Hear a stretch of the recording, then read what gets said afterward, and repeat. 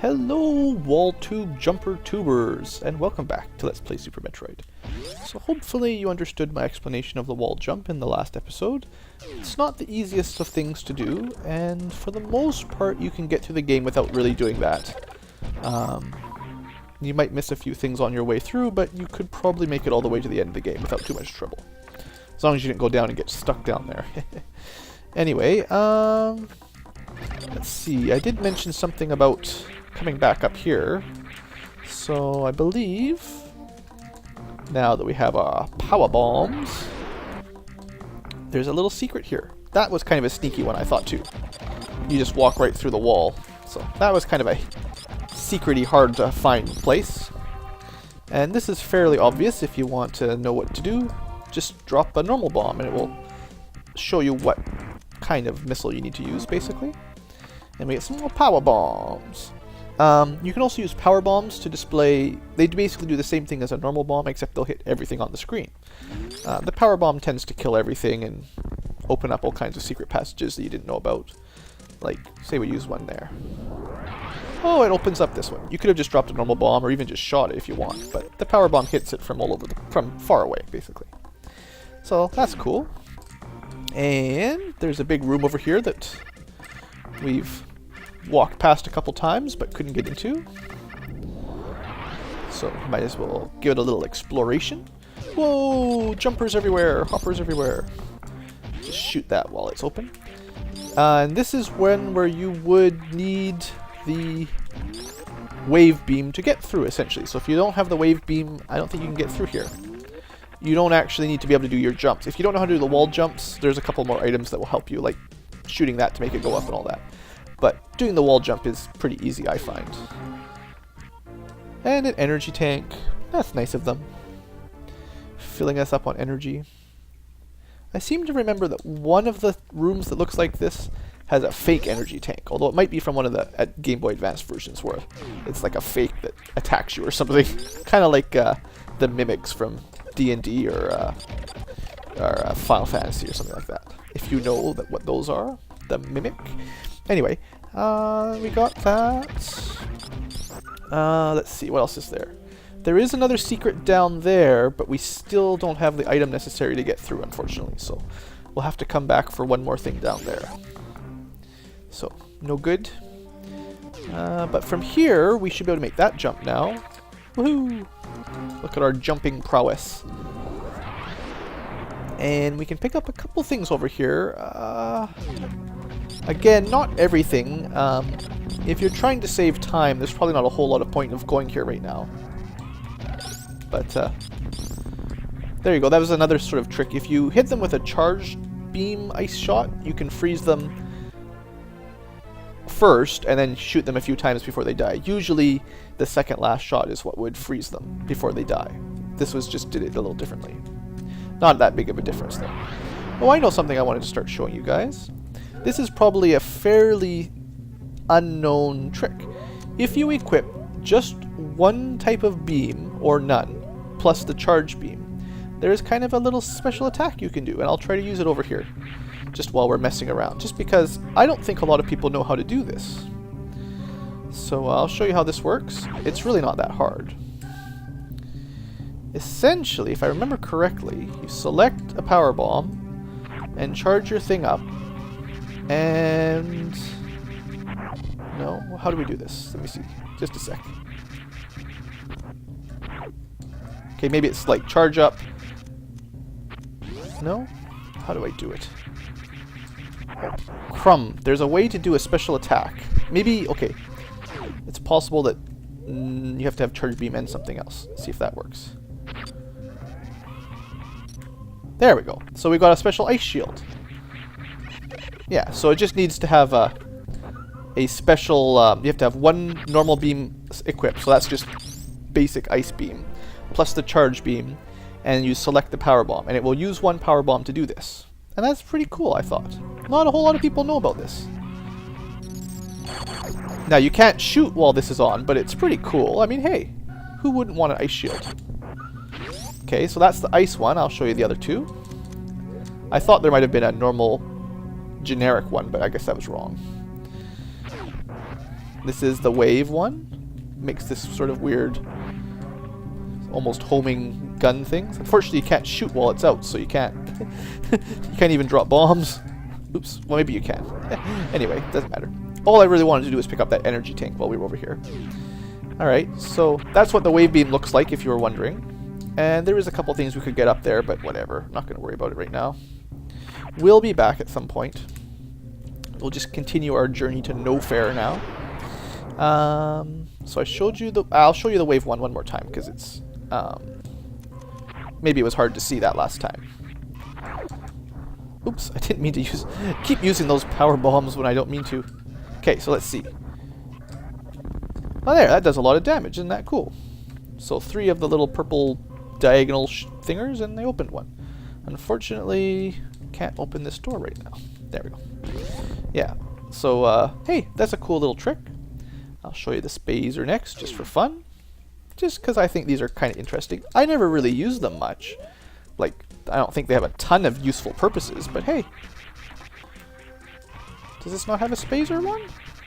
Oh, I forgot. There we go. So the other 2 kind of stayed on you for a while. This one just fires a bunch of extra beams around. Kind of cool though, hey? But you do run through your power bombs pretty quick. But hey, special attacks.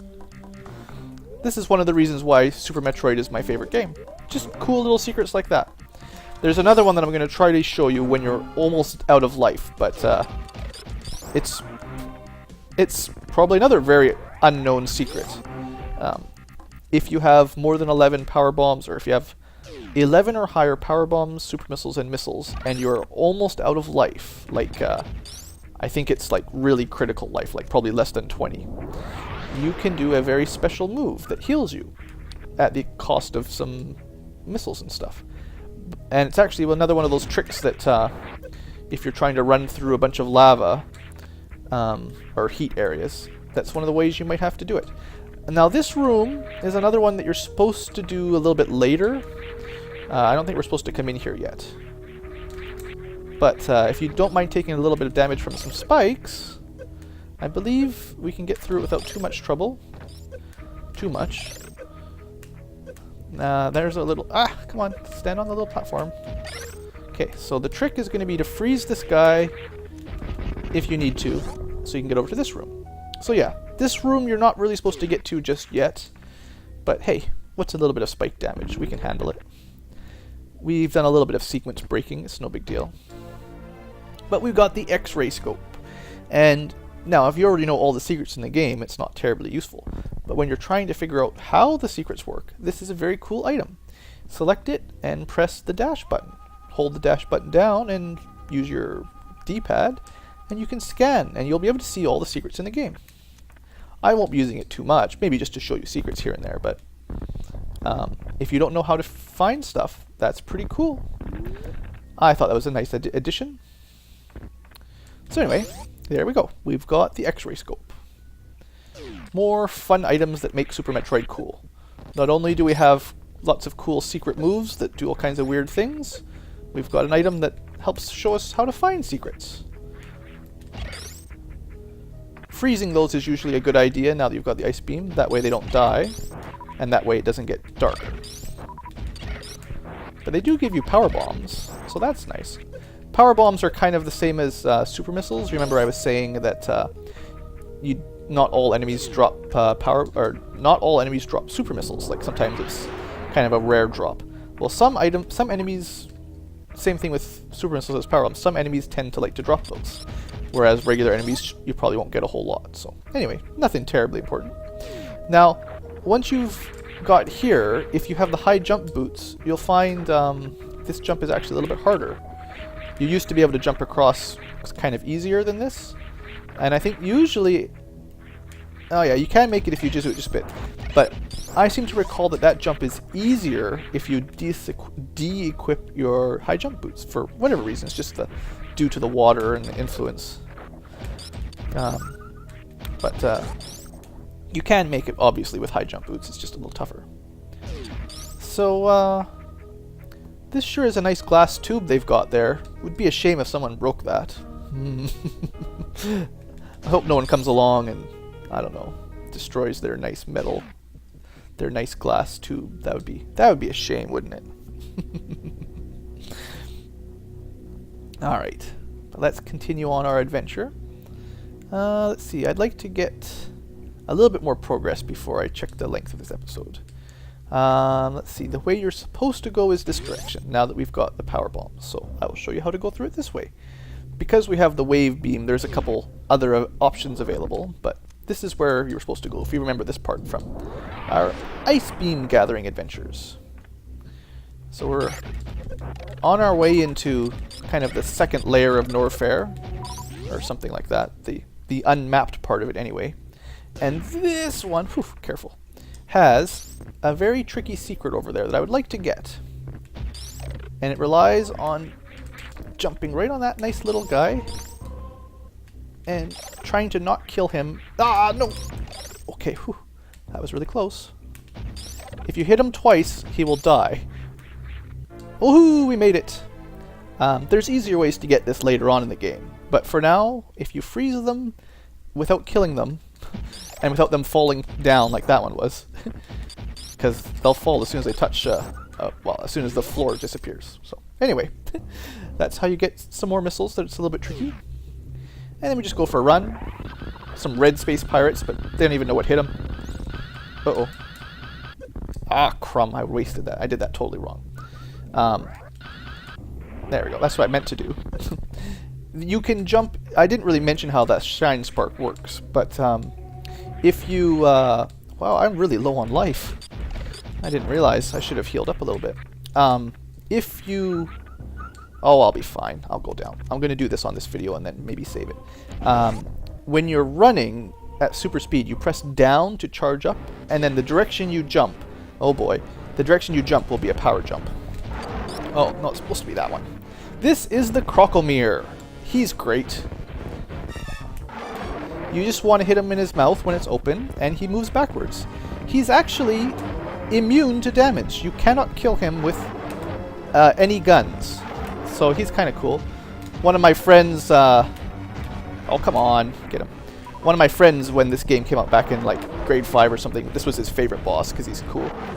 He's actually the toughest by the fact that you can't kill him in any normal fashion. As long as you've got enough super missiles, though, he's not too hard. Once you run out of super missiles, it's a little trickier. Hopefully that was enough. Yep. If you didn't have enough, you wouldn't have been able to push him back, and I would have had to start doing little charge-up shots. And anyway, that's how you beat him. He melted in the lava. That's a pretty cruel death, gotta say. But he didn't drop any of those healing items or anything. Well, let's just run over this direction. Whoa, spikes! If he pushed you back to the spikes, you would have died. Also, by the way. But what's this? Boss music? Come on, I thought we killed this guy. Oh no, duck! Whoa! Fight skeleton Crocomire! Nah, he's already dead. His dying death throw was to try to get us. Alright, we'll just get a little secret over here. If you want to get an extra energy tank early. What I did there was I did a spinning jump. By doing a spinning jump, you won't do your shine spark jump, or whatever you want to call it. So if you're running, you do sort of a jump like that. That way it won't activate the super jump. And then while you're in mid-air, you do just a normal jump to the forward. And that will boost you forward at a higher position than if you just pressed... if you did a super jump from the platform, the surface. So anyway, I think that's the end of this episode, episode 7 of Let's Play Super Metroid. I'll just check the length again quickly. 1 second. And yep, everything's looking pretty good for timers. I promise viewers that in one of these coming episodes I will get some form of timer for me to check, so I can just keep it running while I'm playing. That way I'll know better. But I haven't got that sophisticated yet. We're still having to do it the old-fashioned way. So anyway, that's the end of this episode. So I hope you've enjoyed. We fought another boss, Crocomire. Very fun boss. Quite enjoyed fighting him again. And we had just enough super missiles to kill him, so we were lucky. So anyway, thanks for watching, and have a great day.